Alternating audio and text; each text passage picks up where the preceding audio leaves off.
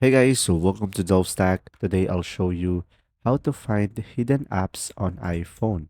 So guys, first I'll show you how to hide an app so you would understand more. So to do that, you would just simply select the specific apps that you want to hide and you should be able to see require Face ID.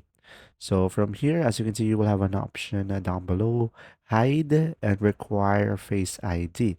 So guys, once you have done that, you should be able to hide the application itself.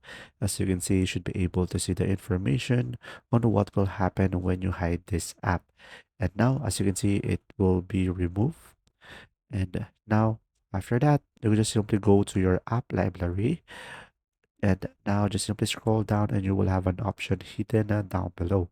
So go ahead and select hidden over here.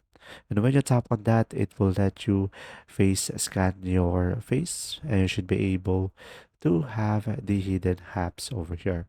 And pretty much that's all. If you found this video helpful, please like and subscribe and thanks for watching.